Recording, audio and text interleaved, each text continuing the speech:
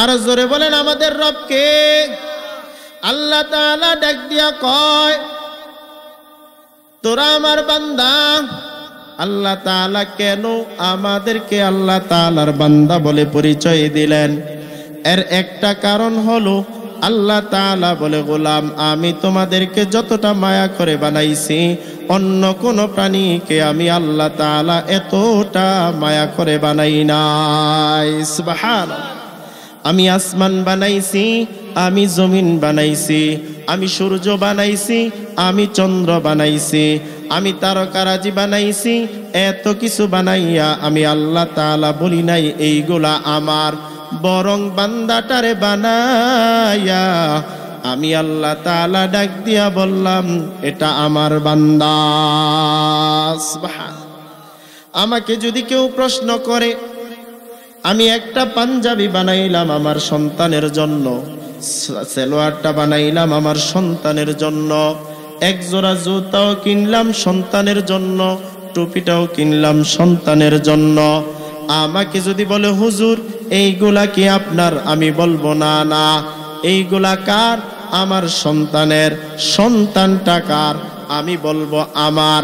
আল্লাহ তাআলাও বলেন, আমি আসমান দিলাম বান্দা আমার জন্য না, আমি সূর্য দিলাম তোমার জন্য বান্দা আমার জন্য না, আমি চাঁদ বানাইছি বান্দা আমার জন্য না তোমার জন্য, আমি আল্লাহ তাআলা জমিন বানাইছি বান্দা আমার জন্য না তোমার জন্য, আমি আল্লাহ তাআলা সাগরের মধ্যে কোটি রকমের মাছ দিলাম বান্দা এটা আমার জন্য না, একমাত্র তোমার জন্য। আর বান্দা তোমাকে বানাইলাম কেন? একমাত্র আমার জন্য। অতএব বান্দা দুনিয়ার জমিনে যতদিন থাকবা ততদিন আমার গোলামি করবা। গোলামি চলবে কার? আরো জোরে চিল্লায়া বলেন কার?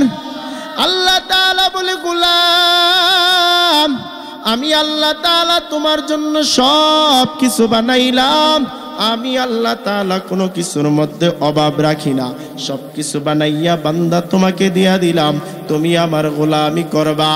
এ বান্দা, কখনো যদি একটা গরু রাগান্বিত হইয়া যায়, একটা মালিকের পক্ষে সম্ভব না এক ফোঁটা দুধ ঘরে নিয়ে যাবে, বরং আমি আল্লাহ তাআলা ডাক দিয়া বলছি, খবরদার এটা আমার বান্দা, তোর কাছে বড় দুর্বল হতে পারে কিন্তু আমার কাছে তোর চাইতে বড় দামি। আমি আল্লাহ তাআলা তোমার জন্য সব কিছু বানায়া দিলাম। এ বান্দা কেন জানো? কারণ তোমার দাম আমার কাছে অনেক বেশি। ওয়ালাকাদ কাররামনা বানি আদম, দেখ যা কুরআন মে আয়ে মুহতারাম, মুস্তাফা কি উম্মতে খৈরুল উমাম। আল্লাহ তাআলা বলেন, তোমার দাম আমার কাছে বান্দা অনেক বড় বেশি। আমি আল্লাহ তাআলা তোমার জন্য এত নিয়ামত দিয়া দিলাম। আমি আল্লাহ তাআলা তোমার জন্য জমিনে পানির ব্যবস্থা করে দিলাম। জমিনের পানি কোথাও গেলে মিষ্টি, কোথাও গেলে তিতা, কোথাও গেলে লবণ। কাহারো জন্য এটা তৃপ্তি হয়ে যায়, আবার কাহারো জন্য তৃপ্তি হয় না। কখনো কখনো বাড়ি থেকে বান্দা পানি নিয়ে রওনা হয়ে যাও, আমি আল্লাহ তাআলা তোমার জন্য এমন এক পানির ব্যবস্থা করে দিলাম, যেই পানি কোনো বান্দা যদি একবার বক্ষণ করে তার তৃষ্ণা মিটে যায়, কখনো অতৃপ্তিও হয় না, এই পানি দ্বারা কখনো তার রোগও হয় না। আমি আল্লাহ তাআলা নারিকেল গাছের আগার মধ্যে তোমার জন্য এমন এক পানির ব্যবস্থা করলাম, যেই পানি যদি কোনো বান্দা একবার পান করে তার জন্য শুধু তৃপ্তি হয় না, বরং এটা তার শরীরের জন্য বড় মহা ঔষধ। সুবহানাল্লাহ। আল্লাহ তাআলা বলে, সব কিছু তোমার জন্য, সব তোমার জন্য। আর তোমারে বানাইছি কার লাইগা? আরো জোরে বলেন। মানুষ বানাইছে কার লাইগা? আল্লাহ তাআলার ইবাদত করার জন্য। অতএব গোটা জিন্দেগি ভর ইবাদত চলবে কার? আল্লাহ তাআলার ইবাদত করতে হবে। তো ইবাদত করবার সময় দুই জিনিস থেকে বাইসা, দুই ত্রুটি থেকে বেঁচে বেঁচে আল্লাহ তাআলার ইবাদত করতে হবে। এক নাম্বার ত্রুটি হলো বান্দা শিরিক। আল্লাহ তাআলার সাথে কখনো শিরিক করা যাবে না। ومن يشرك بالله جنة حرم الله আল্লাহ তাআলা ডাক দিয়া বলে যারা শিরিক করে তাদের জন্য জান্নাত হারাম হয়ে যায়। এক নম্বরে বান্দা শিরিক করা যাবে না, শিরিককারীকে আল্লাহ পছন্দ করেন না। আল্লাহ তাআলার এক নম্বর আরেকটা গুণ হলো আলিমুল গায়েব, আল্লাহ তাআলা গায়েবের মালিক। যদি কোনো ভণ্ড ডাক দিয়া কয় আমার বাবা গায়েব জানে, বুঝতে হবে এটার মতো ভণ্ড দুনিয়ার জমিনে আর কেউ নাই। ঠিক কিনা? আরো জোরে চিল্লায়া বলেন ঠিক কিনা? আল্লাহ তাআলার আরেকটা গুণ হলো হাজির ওয়া নাজির। আল্লাহ তাআলা হাজির এবং নাজির, আল্লাহ তাআলা সব জায়গায় আছে। এখন যদি কোনো বান্দা ডাক দিয়া বলে পয়গম্বর সব জায়গার মধ্যে আছে, হাজির নাজির, বুঝতে হবে এটা ভণ্ড, আল্লাহ তাআলার সাথে শরীক করে। অতএব যারা আল্লাহ তাআলার সাথে শরীক করে আল্লাহ তাআলা বলেন তাদের জন্য জান্নাত হারাম হয়ে যায়। তাদের জন্য জান্নাত কি? আরো জোরে কর না, তাদের জন্য জান্নাত কি? তাদের জন্য জান্নাত হারাম। এরই আল্লাহর বান্দা ভালো করে বুঝো, বাংলাদেশের মধ্যে এমন কত পীর বের হয়ে গেল, এমন কত মুরিদও বের হয়ে গেল। ওই মুরিদরা বলে আমার বাবা পানির তলে ডুব দিলে সবকিছু দেখে। ওই বান্দা ডাক দিয়া কয় আমার বাবা গায়েব জানে, আমি কোথায় কখন কি করি এটা আমার বাবাই ভালো করে জানে। এরই আল্লাহর বান্দা আমি বলতে চাই তোমার বাবা কিছু জানে না, তোমার বাবা একমাত্র ভণ্ডামি জানে। কারণ রাতের বেলা হলে তোমার বাবা নারী পুরুষ একসঙ্গে নিয়ে নাচে। ঠিক কিনা? আপনারা জানেন কয়েকদিন আগে লাইলাতুল মিরাজের রাত্র চলে, অপর দিক থেকে গান বাদ্য চলছে কি চলে না? আরো জোরে কোন চলছে কি চলে নাই? অবশ্যই চলছে।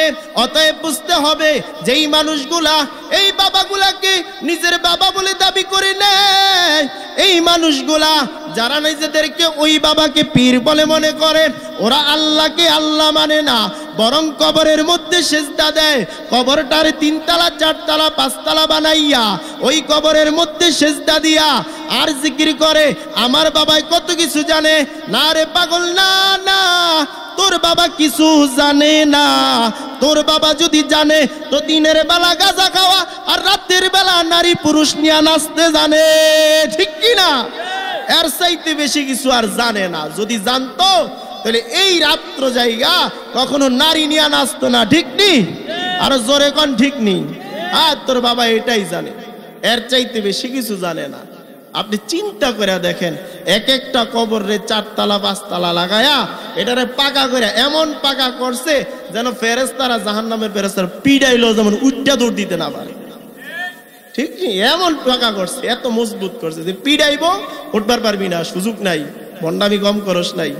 আল্লাহ তাদেরকে হেদায়েত দেখ। আমিন কোন? আরো জোরে বলেন আমিন। অতএব যদি গোলামি করতে হয় কার কাছে? মাথা নত করতে হলে কার কাছে? আল্লাহ তাআলার কাছে মাথা নত করে নাও। বান্দা যদি আল্লাহর কাছে মাথা নত করা যায় তাহলে তোমার দাম অনেক বেশি বেড়ে যাবে। পয়গম্বর ডাক দেয়া কয় আকরাবু মা ইয়াকুনুল আবদু মির রাব্বিহি ফাহুয়া সাজিদ। এ বান্দা যদি তুমি মাথা নত করে নাও আমি আল্লাহ তাআলা তোরে আমার কোলে উঠায় নেব। অতএব বান্দা যদি কখনো মাথা নত করতে হয় আল্লাহ তাআলার কাছে মাথা নত করে দাও। কখনো পীরের কাছে গিয়া মাথা নত করবা না, কখনো কোনো বাবার কাছে গিয়া মাথা নত করবা না, কখনো বড়দের কাছে মাথা নত করবা না। যদি মাথা নত করা যেত পয়গম্বর বলতেন বাবার কাছে যায় মাথা নত করো। যদি মাথা নত করা যেত পয়গম্বর বলতো আমার কাছে মাথা নত করো। বলে না না, সিজদা অন্য কেহ পাওয়ার মালিক না, সিজদা পাওয়ার মালিক হলেন একমাত্র আল্লাহ। অতএব বান্দা আল্লাহ তাআলার কাছে মাথা নত করে নাও। তুমি তো সাহাবায়ে কেরামদের চাইতে বড় আল্লাহওয়ালা হয়ে যাও নাই। পয়গম্বরের জন্য সাহাবীরা নিজেদের জিন্দেগি পর্যন্ত বিলীন করে দিয়েছেন। পয়গম্বরের জন্য সাহাবায়ে কেরামরা নিজেদের জিন্দেগিটাকে এমন ভাবে বিলীন করেছেন, যা চাইছেন পয়গম্বর তাই পয়গম্বর আলাইহিস সালাম পয়গম্বর তাদেরকে দিয়েছেন। এই জন্য পয়গম্বরের জন্য সাহাবায়ে কেরামরা পাগল। আল্লাহর নবী যেইভাবে বলছে সাহাবায়ে কেরামরা ওইভাবে জিন্দেগি কাটাইছেন। আব্দুল্লাহ নামক একজন সাহাবী আল্লাহর নবীর জন্য বড় পাগল, আল্লাহ তাআলার জন্য বড় পাগল। দিলের ভিতরে আল্লাহ তাআলার মুহাব্বত, পয়গম্বরের মুহাব্বত। পয়গম্বর যখন মদিনা ছেড়ে মক্কা ছেড়ে মদিনার মধ্যে চলে গেলেন, সাহাবায়ে কেরামরা আল্লাহর নবীকে না দেখিয়া বড় বেহুশ হয়ে গেছে। এমন সময় আব্দুল্লাহ নামক একজন সাহাবী, ওই আব্দুল্লাহ যাইয়া আবু লাহাবের ভাতিজা আব্দুল্লাহ যাইয়া আবু লাহাবকে ডাক দিয়া বলে, চাচা আমি পয়গম্বরের বড় আশিক, মক্কা ছাড়িয়া মদিনার মধ্যে গেছে, আমি আর মক্কার মধ্যে থাকবার চাই না, পয়গম্বরকে দেখবার জন্য মদিনায় যাইতে চাই। আবু লাহাব নবীজির বড় দুশমন, ডাক দিয়া বলে, এ আব্দুল্লাহ মক্কা ছাড়িয়া মদিনায় যাবি, যাইতে পারো, তবে তোমার যত ধন সম্পদ টাকা পয়সা আছে সবকিছু কিন্তু রাখিয়া যাইতে হবে। আব্দুল উজ্জা নাম ছিল তার, কাফের অবস্থায়। আব্দুল উজ্জা ডাক দিয়া কয়, ও পয়গম্বরের পাগল আমি, চাচা আপনি আমার কাছে ধন সম্পদ কেন? আরো যদি কিছু চান আমি আপনাকে দিয়ে যাব, কারণ ধন সম্পদের প্রতি আমার যতটুকু মায়া তার চাইতে বেশি মায়া আমার পয়গম্বরের। সুবহানাল্লাহ। আব্দুল উজ্জা ডাক দিয়া কয়, পয়গম্বরের জন্য আমি আশিক, হে চাচা আপনার যা মনে চায় সবকিছু নিয়ে নেন। আব্দুল উজ্জা এবার পাগল হইয়া মদিনার দিকে দৌড়াইতে শুরু করছে। আবু লাহাব পিছন দিক থেকে ডাক দেয়, আব্দুল উজ্জা রে দাঁড়া, তোর গায়ের ভিতরে যেই পোশাক দিয়া কয় এই কাপড়গুলোও তুমি আমাকে খুলে দাও। এই কথা বললে আব্দুল উজ্জা নিজের মাথার টুপিটাও খুলে দিলেন, নিজের গায়ের কাপড়টা একটা এই সাইড খুলে দিলে আবু লাহাব কাপড়ের এক সাইড ধরিয়া টানতে শুরু করছে। আব্দুল উজ্জার সব কাপড়গুলো খুলে গেল। আব্দুল উজ্জা নিজে হাতের মধ্যে জুতাগুলা লইয়া আবু লাহাবের কাছে দিয়া ডাক দিয়া কয়, চাচা আমার সবগুলা কাপড় তো খুলে নিলেন, ও চাচা আমার পরনের মধ্যে যেই কাপড়টা আছে এই কাপড়টা খুলবেন না, যদি এটা খুলিয়া নেন তাহলে আমার সব সতর দেখা যাবে, অতএব আমাকে এই সাতরটা পরবার ঢাকার জন্য কাপড়টা পরবার সুযোগ করে দেন। আমি এই কাপড়টা পরিয়া মদিনায় যাওয়ার পরে আপনার কাপড়টা আবার আপনাকে ফেরায়া দেব। এই কথা বলে আব্দুল উজ্জা হাঁটে। নিষ্ঠুর চাচা আবু লাহাব পিছন দিক থেকে ধরিয়া কাপড়টা এমন জোরে একটা টান মারছে, কাপড়টাও খুলে গেছে। আব্দুল উজ্জা জমিনের মধ্যে পড়ে গেছে। ঘর থেকে ডাক দিয়া বলে, আমার চাবুকটা হাতে দাও। আবু লাহাব হাতের মধ্যে চাবুকটা নিয়া আব্দুল উজ্জার গায়ের মধ্যে একের পর এক আঘাত করতে শুরু করলো। পিঠের মধ্যে একটা আঘাত করে ঠোসা পড়ে যায়, পেটের মধ্যে আরেকটা আঘাত করে ঠোসা পড়ে যায়। এমন ভাবে মারতে মারতে আব্দুল উজ্জা এক পর্যায়ে বেহুশ হয়ে জমিনের মধ্যে পড়ে গেছে। আবু লাহাব কিছুক্ষণ পরে চলে গেল। অনেক সময় অতিবাহিত হওয়ার পর আব্দুল উজ্জার হুঁশ ফিরে যায়।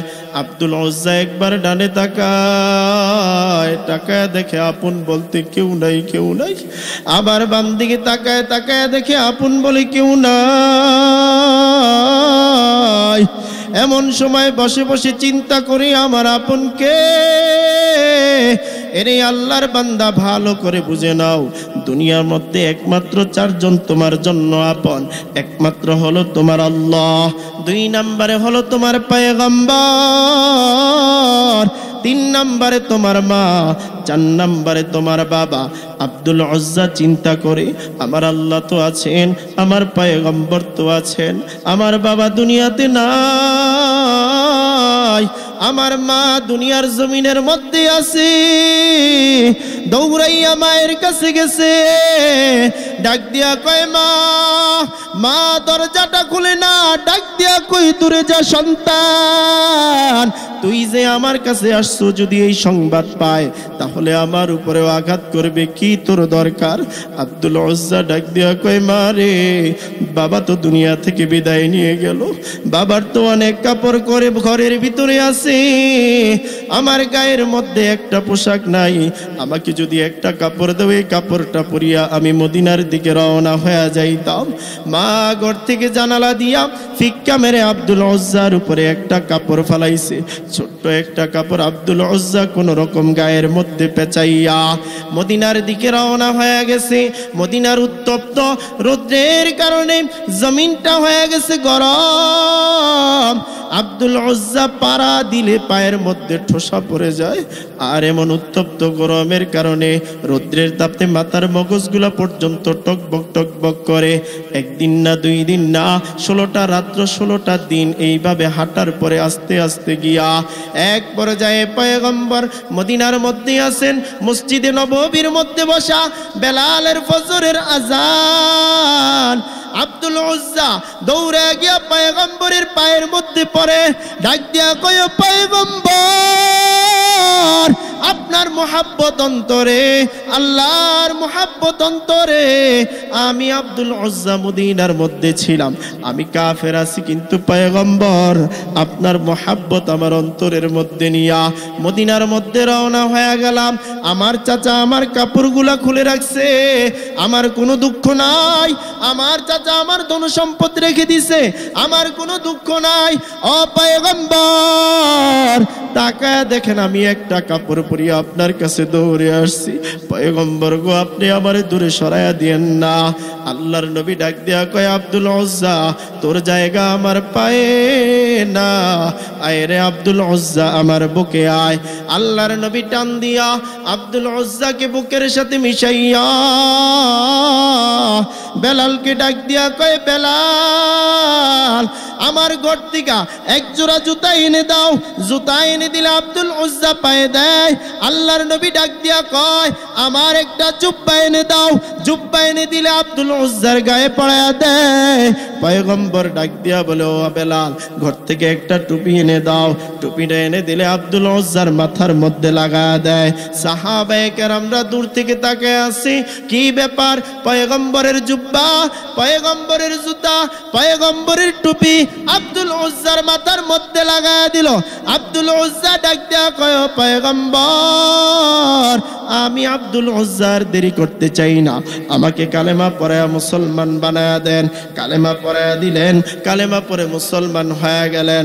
আব্দুল উজ্জাকে ডাক দিয়া কয়, আব্দুল উজ্জা তোর নাম আজকে থেকে আর আব্দুল উজ্জা না, তোর নাম হলো আজকের পর থেকে আব্দুল্লাহ।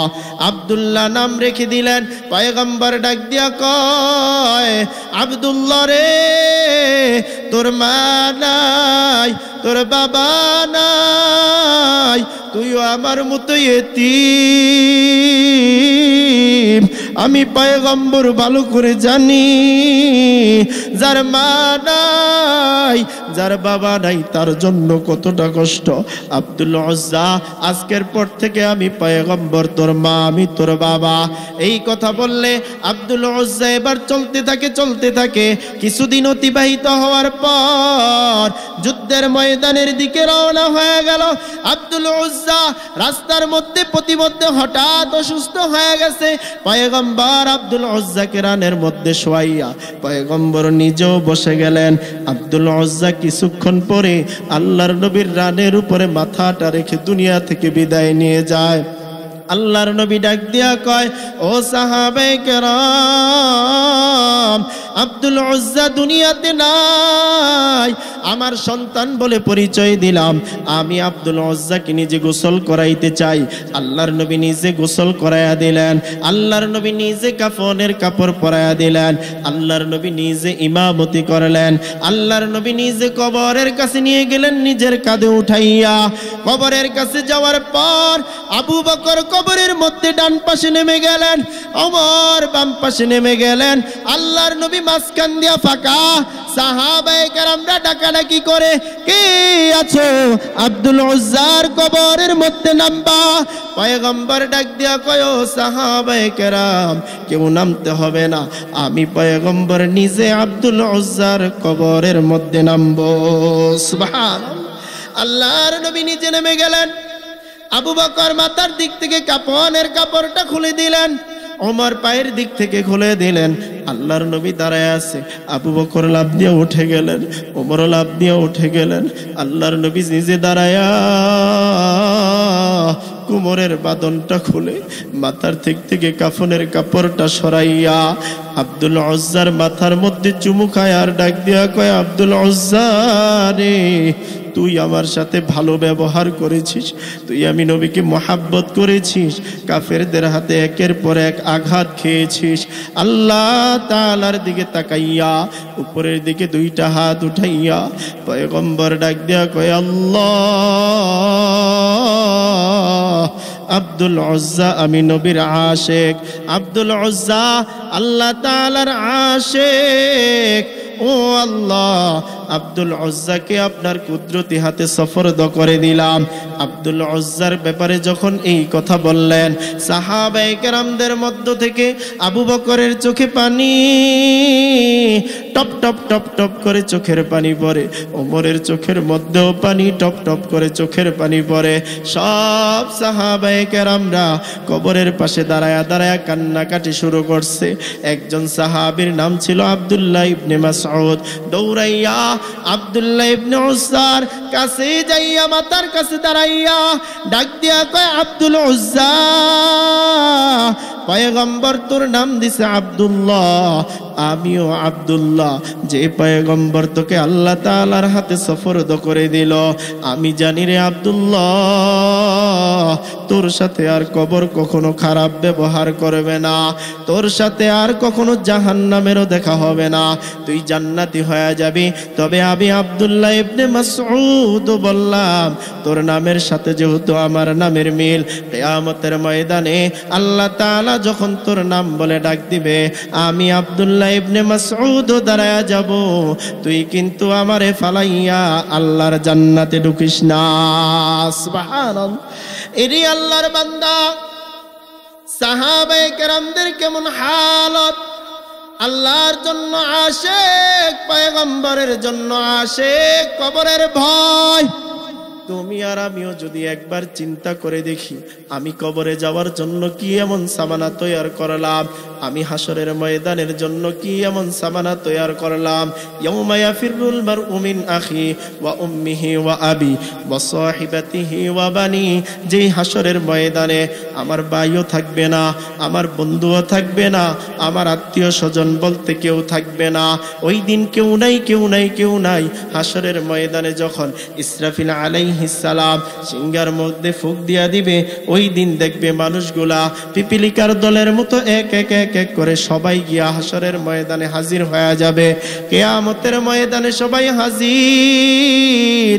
একদিক থেকে জাহান্নামের আওয়াজ, অপর দিক থেকে আল্লাহ তাআলার কহারিয়তের আওয়াজ, আর অপর দিক থেকে সূর্যের তাপ। এরি আল্লাহর বান্দা, সূর্যের তাপের কারণে দেখা যাবে ওই দিন জমিনটা পর্যন্ত হয়ে যাবে তামা।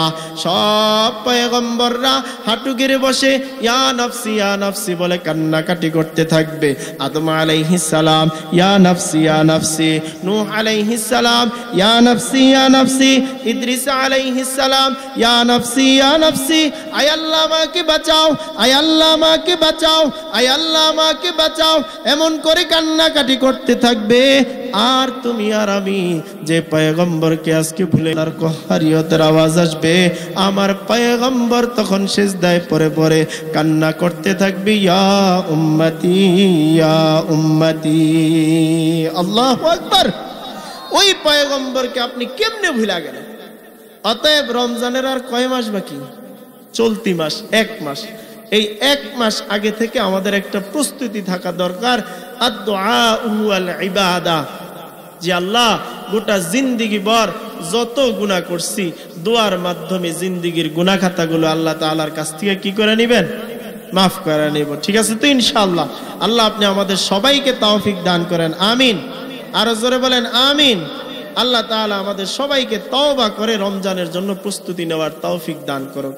কারণ বান্দা চাইলে দোয়ার মাধ্যমে সব কিছু করতে পারে। দোয়ার মাধ্যমে কি করতে পারে? সব করতে পারে। দোয়া করলে আল্লাহ খুশি হয়। দোয়া করলে আল্লাহ কি হয়? মাল্লাম ইয়াসআলিল্লাহ ইয়াগদাব আলাইহি। যদি কোনো বান্দা আল্লাহর কাছে না চায়, তা আল্লাহ তাআলা রাগান্বিত হয় যে তুই আমার কাছে চাস না কেন? দুনিয়ার মানুষের কাছে চাইলে দুনিয়ার মানুষ কি হয়? রাগ হয়ে যায়। তখন মানুষ তারে দিতে চায় না, দূরে দূরে রাখে, কাছে নিতে চায় না। আর আল্লাহ তাআলা কয় তুই আমার কাছে না চাইলে আমি আল্লাহ রাগ করি, তুই আমার কাছে না চাইলে আমি আল্লাহ রাগ করি। অতএব আল্লাহ তাআলার কাছে চাইলে আল্লাহ তাআলা খুশি হয়। তো যার কাছে চাইলে খুশি হয় আমরা তার কাছে চাই না, আর যার কাছে চাইলে রাগ করে আমরা তার কাছে যাই।